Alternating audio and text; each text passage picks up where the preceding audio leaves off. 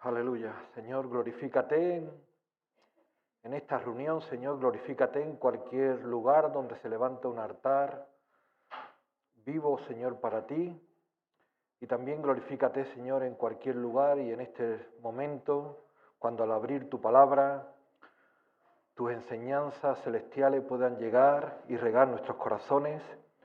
Y necesitamos, Señor, que tú lo fructifiques, que tu Espíritu Santo, Señor, lo vivifique, para que podamos vivir agradándote y honrándote en todo como tú eres digno y mereces, Señor. En Cristo Jesús. Amén. En el Evangelio de nuestro Señor Jesucristo, según San Mateo, nos encontramos al final del Sermón del Monte una ilustración muy gráfica con lecciones fundamentales. Cita la Escritura en el Evangelio de nuestro Señor Jesucristo, capítulo 7 de San Mateo, y versículo 24. Cualquiera, pues, que me oye estas palabras y las hace, le compararé a un hombre prudente que edificó su casa sobre la roca. Descendió lluvia, vinieron ríos, soplaron vientos, golpearon contra aquella casa y no cayó porque estaba fundada sobre la roca. Pero cualquiera que me oye estas palabras y no las hace, le compararé a un hombre insensato que edificó su casa sobre la arena y descendió la lluvia, vinieron ríos, soplaron viento y dieron con ímpetu contra aquella casa y se cayó y fue grande su ruina.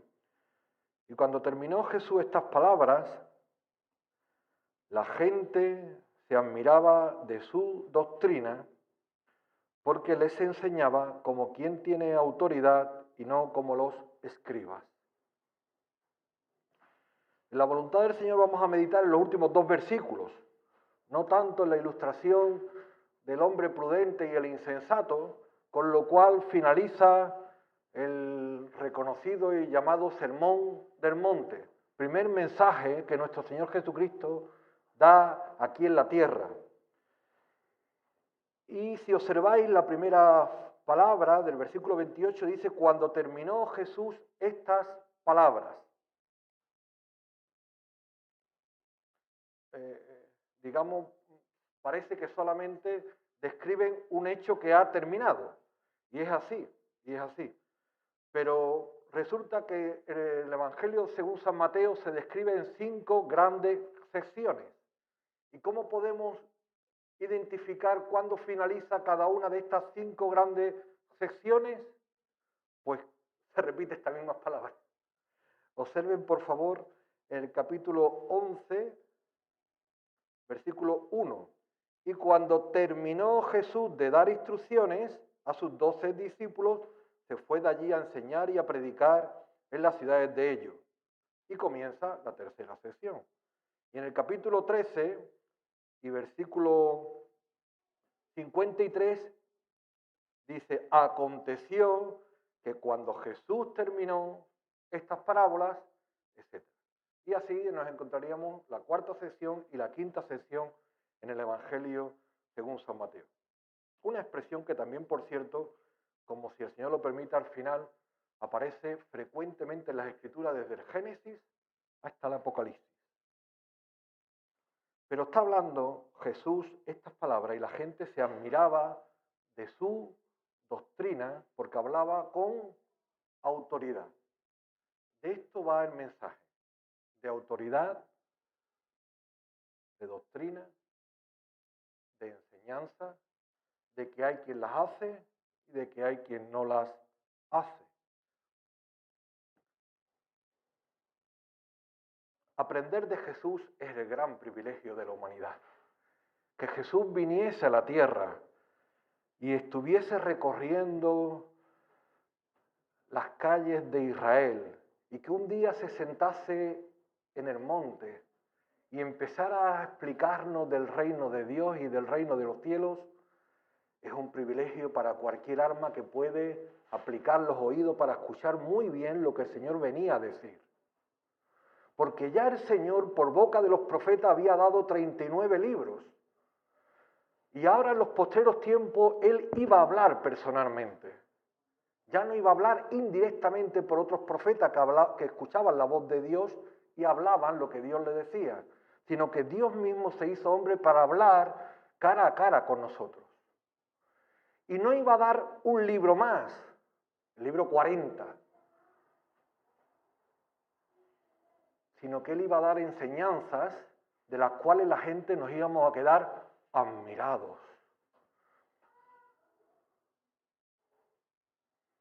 Porque estas enseñanzas de nuestro Señor Jesucristo son admirables. Todo el sermón del monte es admirable y es largo. Capítulo 5, capítulo 6, capítulo 7. Son enseñanzas de nuestro Señor Jesucristo. Esta misma ilustración también se cita en Lucas y empieza con algo que también dice Mateo. Dice, ¿por qué me llamáis Señor, Señor, y no hacéis lo que yo os digo? El Señor no venía a dar una palabra más, repito. El Señor venía a presentar el carácter del creyente en el reino de los cielos. Cuando el Señor empieza su ministerio dice, arrepentíos, porque el reino de los cielos se ha acercado. Claro, podían decir algunos, muchos, como los escribas. Sí, bien hablado. Muchos, los publicanos y los pecadores, son los que se tienen que arrepentir. Y este dice, no, arrepentíos todos y cada uno de vosotros. No, nosotros cumplimos la ley. Y entonces el Señor tiene en el primer mensaje que aclarar que nadie puede cumplir la ley. Que la ley es buena, que la ley es justa, que Él no ha venido a rogar ni una coma de la ley. Pero si alguien piensa que la puede cumplir, cuando la ley supera a cualquier persona, la ley está por encima de cualquier persona, inalcanzable para cualquier persona, para demostrarnos que necesitamos acudir a la gracia insondable de Dios para ser salvos, algunos se arrogaban la capacidad de cumplir la ley, de que ellos estaban por encima de la ley. Y entonces el Señor les tiene que enseñar a aquellos escribas y fariseos, y por ende a todos los demás, de que enseñaban como mandamiento de Dios palabras que ellos mismos habían escrito. Dice, ustedes no matáis, ¿vale?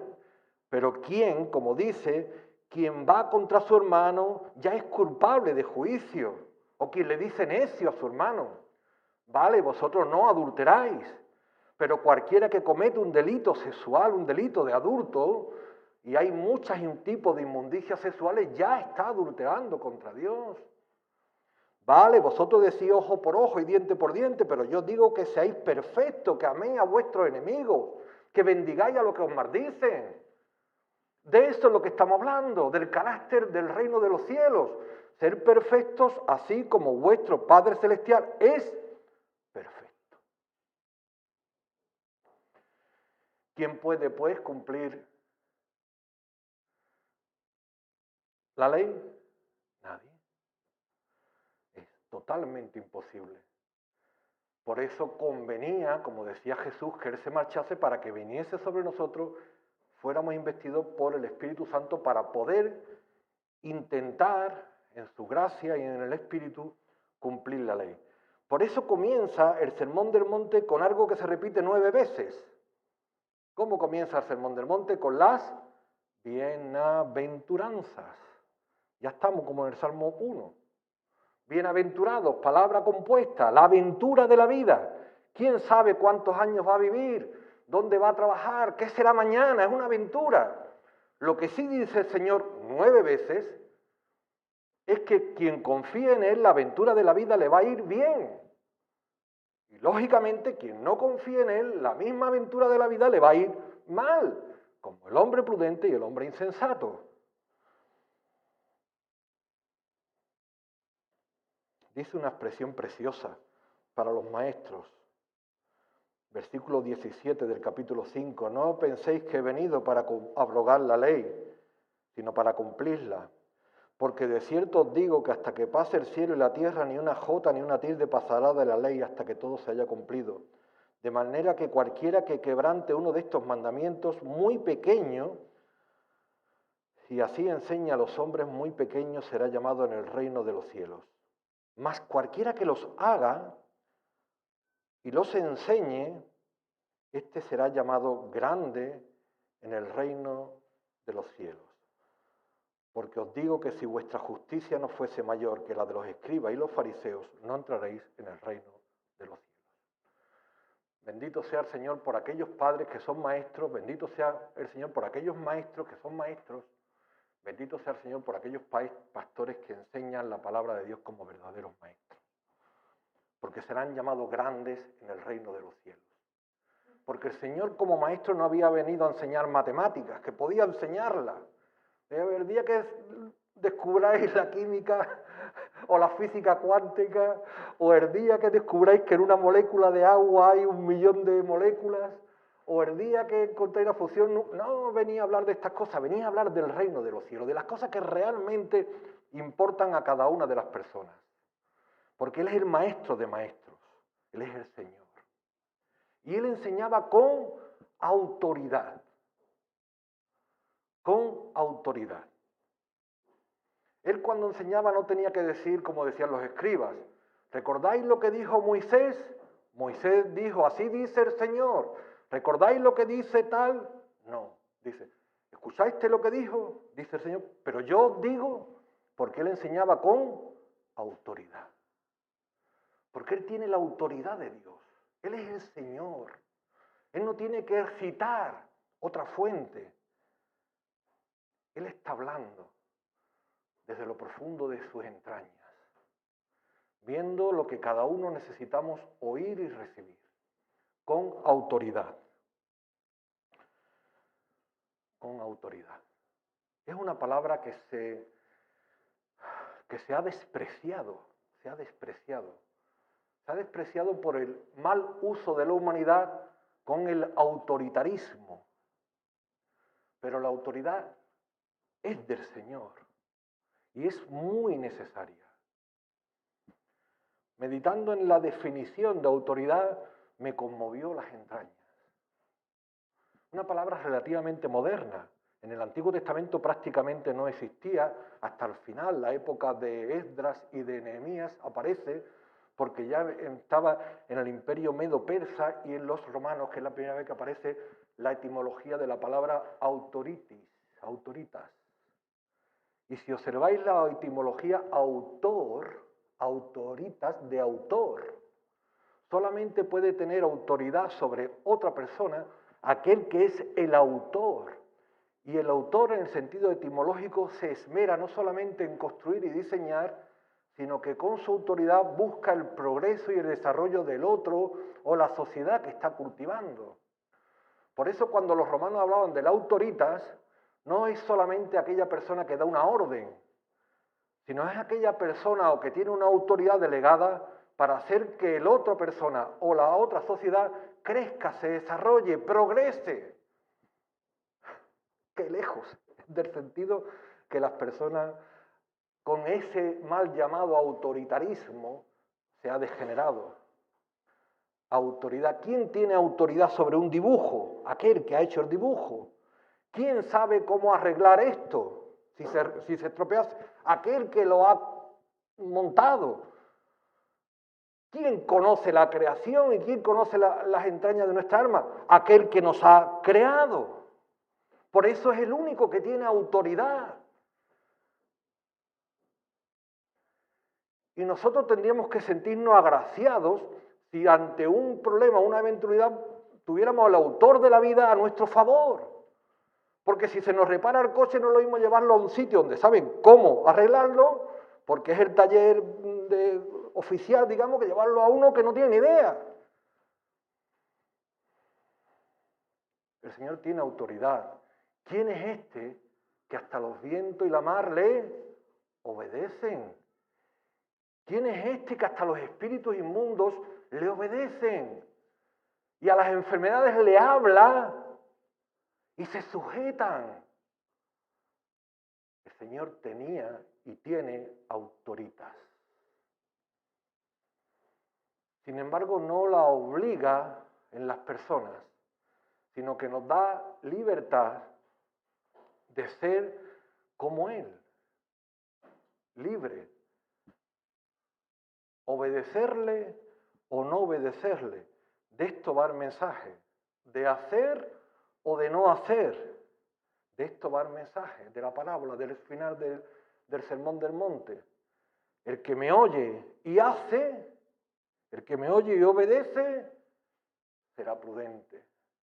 El que me oye y no hace, será insensato.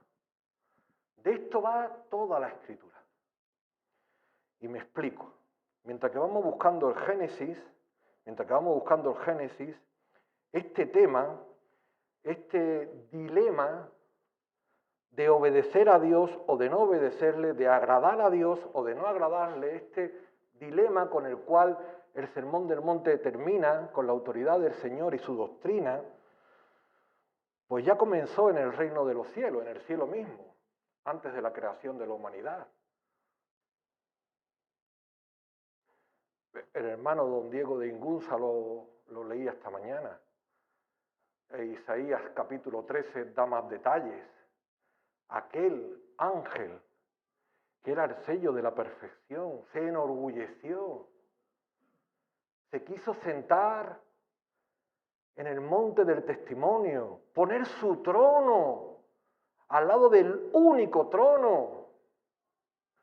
Nótese que cada vez que hablamos de autoridad van a salir descriptores, palabras temáticas: rey, trono, corona, obediencia, ley, mandar. Son palabras que forman parte de la autoridad. Aquel que se enorgullece, se ensoberbece y quiere sentarse en el mismo lugar del Altísimo, se revela, es la expresión. Empezó la rebelión. Es otra palabra fuerte que aparece también regada por toda la Escritura. Hoy casi vamos a ir como insinuando temas que son colaterales pero muy profundos. Rebelión, otra palabra con otra etimología que termina en belión, de donde viene conflicto bélico. ¿Qué ocurre cuando hay un conflicto bélico? Hay una guerra entre personas, entre familias, entre países. Hay un conflicto bélico, de ahí viene la palabra rebelión. Rebelarse no es moco de pavo, no es una chiquillada. Es un conflicto bélico contra el creador y sustentador de todas las cosas.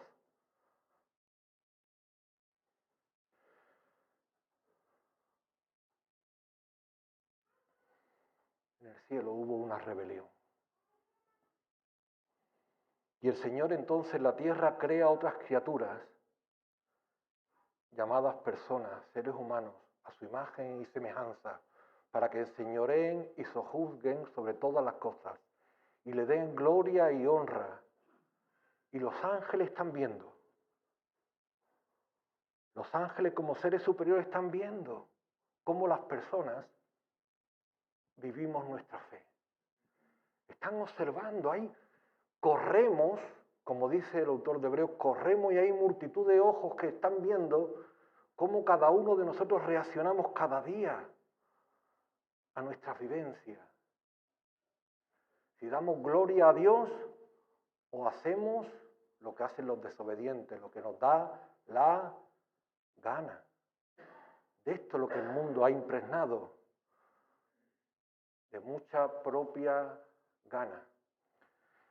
Cuando el Señor crea al ser humano y lo pone en el huerto del Edén, habla con el hombre y le dice en el capítulo 2 y en el versículo 16: y mandó Jehová Dios al hombre diciendo. Nótese la palabra mandar. El ser humano está creado y el Señor pone una orden, porque Él es el Señor. Él no es un ser dañino, es un ser positivo. benigno, Él quiere lo mejor para nosotros. También si no hay orden, si no hay ley, no hay posibilidad de transgredir. Nosotros no somos una máquina. Una máquina se enciende cuando nosotros le pulsamos el botón, una máquina va para donde nosotros la guiemos. Nosotros somos personas, a imagen y semejanza de Dios. Somos criaturas espectaculares en todos nuestros atributos. Y uno de ellos es responder libremente, gozosamente y voluntariamente a la orden que el Señor nos mande. ¿O no? Porque luego dice que la mujer fue engañada por la serpiente que era astuta. La mujer fue engañada, pero quien transgredió la orden fue el varón que la recibió. Por eso dice que cuando los ojos fueron abiertos, el Señor se le apareció y llamó al hombre. Versículo 9 del capítulo 3. ¿Dónde estás? Versículo 11. ¿Quién te enseñó, le dijo Dios, que estabas desnudo? ¿Has comido del árbol que yo te mandé que no comieses? La mujer transgredió, pero quien desobedeció fue el hombre que recibió la orden. La mujer claramente podía haber transgredido, como había transgredido, engañada. Pero al hombre no hubo que engañarlo. Le dijo la mujer, come, y él comió. Miran, a uno de mis hijos pueden engañarle a alguien y decir, mira papá, qué bueno, uno me dice que voy a tener un coche, ahora que están buscando, por 2 euros al día nos han ofrecido un contrato, mira papá, yo lo he firmado, si tú lo firmas, vamos a tener coche por 2 euros. ¿Cómo? A ver, déjame ver el papel. Y veo yo el papel, sí, 2 euros, estoy poniendo un poner, 2 euros el coche un día, pero luego 2.000 euros cada mes, el alquiler del coche. ¿Tú qué estás diciendo? Coge ese papel y pártelo. Me quiero explicar. El hombre podía haber dicho no, obviamente. Cuando el Señor le habla de las consecuencias a la serpiente, luego le habla a la mujer, le dice en el versículo 17 al hombre, y al hombre dijo, por cuanto obedeciste, otra vez la palabra obedecer, a la voz de la mujer y comiste del árbol que te mandé, tercera vez mandar. Tercera vez mandar. Alguien puede decir, bueno, esto fue Adán. Esta es la historia de la humanidad. Los hombres y las personas en general fuimos de mal en peor. Entonces Dios hace un pueblo para sí, funda una nación para él, Israel, para hacer bendición a todas las naciones de la tierra, una nación a la cual el Señor le daría su palabra, una nación de la cual nacería el bendito, el Salvador, Israel. Y cuando por ir corriendo el Señor le va a revelar a su siervo Moisés las palabras del libro de la ley, ¿recordáis qué fue lo que dijo Israel? A un solo cuerpo, todo lo que diga el Señor, eso haremos. Mañana por la mañana, porque hoy no. Eso haremos. La historia de Israel es la historia de un pueblo rebelde. El único pueblo que tenía a Dios por Dios. Porque otras naciones tenían a Dios a otros ídolos o a otros dioses. La única nación que el Señor le enseñaba explícitamente las consecuencias de la obediencia y las consecuencias de la desobediencia, flagrantemente desobedecía a Dios. Y por cierto, me he saltado un versículo del hombre que dice Romanos, por la desobediencia de un hombre entró el pecado. Y tenía que ser un hombre, uno solo, por lo de la simiente, no tenían que ser dos, no podían ser el hombre y la mujer, tenía que ser uno solo. Porque así mismo, dice Romanos, por la obediencia de un solo hombre vino la salvación. desobediencia y obediencia. Por la desobediencia de uno vino el pecado. Por la obediencia del Cristo vino la salvación. Israel no escarmentó en cabeza ajena, generación tras generación. Fueron, como dice el autor de Jueces, cada uno, ¿me lo decís? Cada uno que hacía lo que bien le parecía. ¿Qué es lo que tenían que hacer? Para agradar a Dios, tenían la ley escrita. ¿Qué hacían? Lo que bien le parecía. Pero ahí no queda la cosa. Sino que teniendo jueces, dice, mira que ahora ya no queremos jueces, ahora queremos un rey. ¿Veis cómo cada vez que hablamos de autoridad aparece la palabra rey? Y la palabra cetro, y la palabra corona, y la palabra... Queremos un rey como tienen las demás naciones. Las demás naciones... Por abreviar, ya digo que vamos introduciendo temas relativamente rápido. Un rey. El rey, protestas, dile, le dijo el Señor a Samuel, protéstale, que el rey les va a cobrar impuestos, les va a coger hijos para la guerra, las mujeres les va a dedicar esto, que va a tomar los graneros, protéstale, porque no te están desechando a ti como juez, Samuel, me están desechando a mí como rey de la gloria. Pero es que así somos las personas. Necias. Profesando ser sabios nos hicimos necios. Cambiamos al rey de la gloria por un rey humano.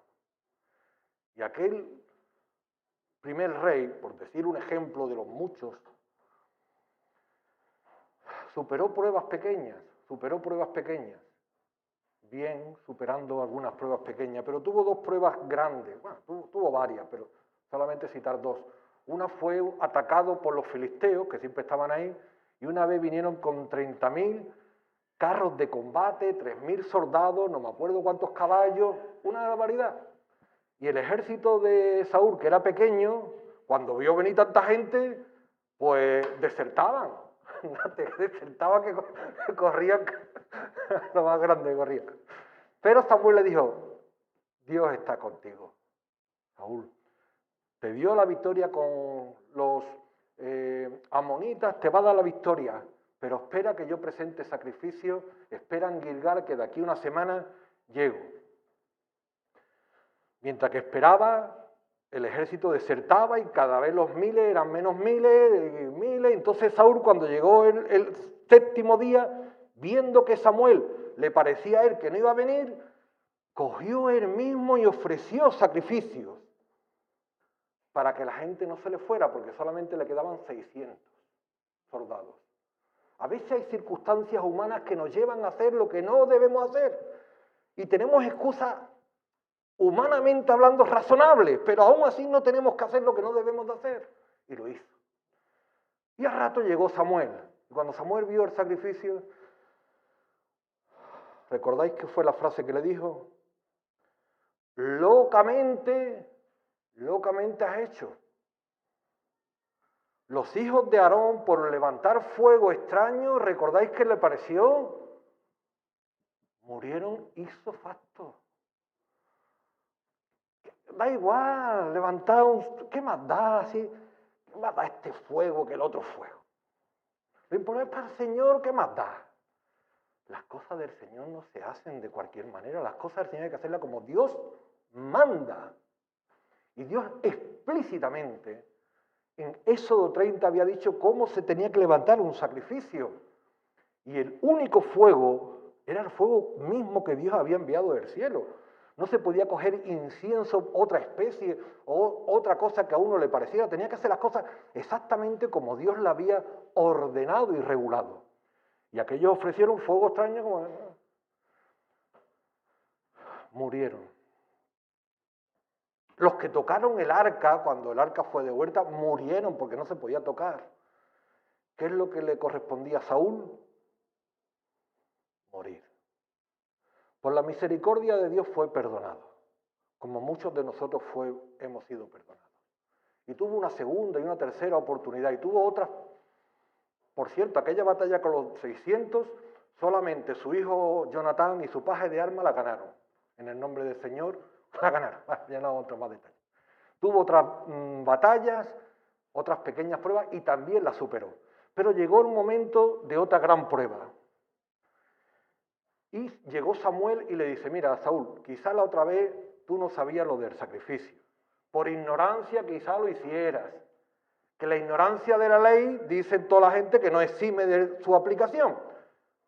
Que no se puede vivir de aquella manera como si la ley no estuviera escrita y hacer las cosas como bien nos parezca. Pero mira, entérate bien. Vas a luchar con los amalecitas. Con los amalecitas. Y el Señor a los amalecitas se la tiene guardada. Y el Pedro pide la canción de los amalecitas. Porque cuando vino a atacar a Israel no lo atacó de frente, como atacan los valientes y los soldados, sino atacó por detrás, por donde van los niños y los ancianos, con cobardía. Y el Señor le dio la victoria a Josué, pero se la tenía guardada a Amalek, símbolo del mal. Dice, mira, Saúl, que Dios te va a dar la victoria, ¿eh? Pero mira, cuando hay una batalla, siempre que hay ganancia, los que ganan se quedan con los despojos. Si hay una batalla y alguien conquista Huelva, ¿para quién va a hacer todas las casas, todos los coches, todos los tesoros que haya en Huelva? Para el que ha ganado la batalla. Pues los otros han ido. Pues eso ocurría en las batallas. Pero ahora con los amalecitas el Señor le advierte expresamente. Dice, mira, que el Señor no quiere nada de los amalecitas. Que todo sea destruido. ¿Escuchaste bien? Sí. ¿Te queda claro? Sí.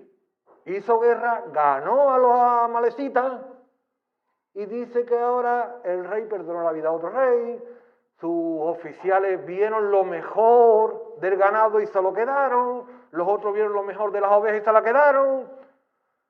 Y llegó Samuel y le dice, primera de Samuel 16, estamos con los ejemplos de hacer o no hacer la palabra de Dios, de obedecer o no obedecer. Y entonces llega Samuel, capítulo 15, y empieza a hablar. Le dice, ¿qué? ¿Viste cómo he ganado esta batalla? Y entonces Samuel le dice, pero no oíste la voz de Dios y Dios me ha dicho lo que has hecho. Y Saúl le respondió en el versículo 20, antes bien he obedecido la voz de Dios. Fíjate tú lo que se atreve a decirle. Cuando le dice Samuel, y entonces eso que estoy yo escuchando ahí atrás, ¿qué es? ¿Bravido de animales? Ay, Señor. No, bueno, sí, hay bravido de animales, pero que no te dijo Dios que no quería nada. Sí, pero nosotros lo hemos cogido para el sacrificio, ¿eh? Mira qué espiritual, le salió la vena espiritual. A la gente nos pasa eso, ¿eh? Ponemos excusas espirituales para justificar, en fin. Y entonces Samuel le dice una frase que es paradigmática. Ciertamente el obedecer es mejor que los sacrificios y el prestar atención mejor que la grosura de los carneros. Porque como pecado de adivinación es la rebelión y como ídolo la idolatría la obstinación. Por cuanto desechaste la palabra, él también te ha desechado. Y Samuel se fue y aunque le estuvo agarrando, al final el manto de Samuel se le rompió y quedó desechado. Esto le ocurrió a Israel, le ocurrió a Saúl, le ocurrió a la mayoría de los reyes de Israel. La pregunta ahora es para nosotros. ¿Nos ocurrirá a nosotros? ¿Qué haremos nosotros? Porque todas estas enseñanzas las darían los maestros de Israel a los israelitas y los padres a sus hijos. Y todos probablemente diríamos, sí, sí, papá, sí, sí, maestro, por supuesto, nosotros vamos a obedecer. Entonces, ¿por qué la historia está tan llena de contradicciones y de tantos hijos de desobediencia? Como así se le llama a todos los que no están en Cristo, se le llaman hijos de desobediencia. ¿Por qué busca tú la palabra rebelión o rebelar y la encuentras más de 1000 veces en la Escritura. Que no es que la estés buscando en el mundo, la estés buscando en la Escritura. ¿Por qué hay tantas rebeliones en las iglesias? ¿Por qué hay tantas rebeliones de hijos con padres, de mujeres con marido, de maridos con mujeres? Y falta la sumisión, la sujeción, la mansedumbre, la humildad para relacionarnos unos con otros. Y de seguida sale el despotismo, y sale el que mando yo, y sale el que yo hago lo que me da la gana, porque entonces soy verdaderamente libre, cuando realmente entonces nos volvemos esclavos de nuestras propias concupiscencias y de aquel que empezó la rebelión, que lo cual es peor, y es muy mal amo, porque él no desata a nadie. Y todo el que no es siervo de Cristo, inexorablemente es siervo del diablo, que el Señor lo reprenda. Son cosas muy serias las que estamos tratando. En la parábola de Mateo, por ahí empezamos, en la parábola de Mateo había 2 personas. Igual que hoy sigue habiendo 2 personas. Igual que cada uno de nosotros sigue teniendo ese dilema constante en nuestra vida. Construir como Dios enseña o construir como a mí me da la gana. Este mundo que dice que si tú haces lo que te da la gana serás verdaderamente libre, que te está vendiendo bien la moto. Este mundo enseña unas cosas y el maestro y Señor enseña a construir la casa sobre la roca. Amén, hermano, amén. Bendito santos labios, arraigados y sobreedificados en la roca, en Cristo, no en la arena. Que cuando llegan los problemas de la vida, se hunde. Dios quiere que seamos bienaventurados. Dios no quiere que nos hundamos y seamos malaventurados. Dios advierte, enseña, ordena, ejemplifica por activa y por pasiva cómo ser bienaventurados. Y la única roca es Cristo. La piedra, por cierto, que desecharon los edificadores. La única piedra angular, Cristo. Cristo. Él habla con autoridad, porque Él vino para hacer la voluntad del Padre. Él vino para obedecer al Padre en todo. No para decir, hágase tu voluntad, Señor, en la oración del Padre nuestro, y pasar 2 días y hacer lo que bien nos parezca. Si es posible, pasa de mí esta copa, pero no sea mi voluntad, sino la tuya. El hacer tu voluntad es mi alimento. Aquel que se hizo, que se humilló hasta lo sumo, y estando en la condición de hombre, se humilló aún más, obediente hasta la muerte y muerte de cruz. Nosotros éramos desobedientes, hijos de desobediencia. Él fue el hijo de obediencia. Aquel que cumplió la ley del principio hasta el final. Porque fue probado en todo. Y puede perfectamente compadecerse de cada uno de nosotros y comprendernos muy bien porque ha sufrido y padecido todo lo que nosotros podemos sentir.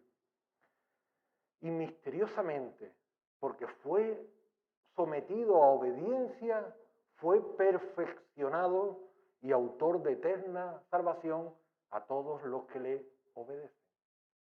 Vamos a leerlo en Hebreos 5:8 y vamos terminando. Aleluya.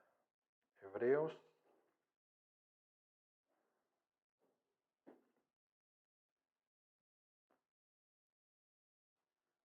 Hebreos capítulo 5, versículo 7. Y Cristo, en los días de su carne, ofreciendo ruegos y lágrimas con gran clamor y lágrimas al que le podía librar de la muerte, fue oído a causa de su temor reverente. Y aunque era hijo, por lo que padeció, aprendió la obediencia. Y habiendo sido perfeccionado, vino a ser autor de eterna salvación para todos los que le obedecen. ¿Qué hizo aquella generación con el Cristo? ¿Eres tú el Cristo? ¿El Hijo del Dios viviente? Tú lo dices. Y se rasgaron hipócritamente las vestiduras. ¿Qué más necesidad tenemos de falsos testigos? Bueno, falsos testigos no dieron, eran falsos, pero no dieron. Ya, y ahora, para condenarle, como no podían condenarle, por el motivo de ser hijo de Dios, a muerte, lo llevan a Pilato, al gobernador político de entonces, de Roma, y le dicen, bueno, es que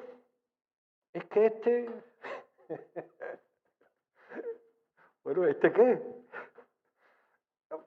Es que este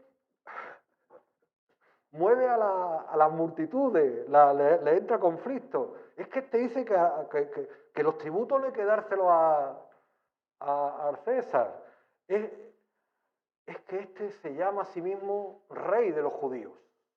Rey de los judíos. Nunca se había llamado él a sí mismo rey de los judíos, pero fue la acusación que le presentaron a Pilato, rey de los judíos. Ah, que este es el rey de los judíos. Y aquel le interroga y como sabéis, oye, pues yo no hallo ningún delito en él, ¿no?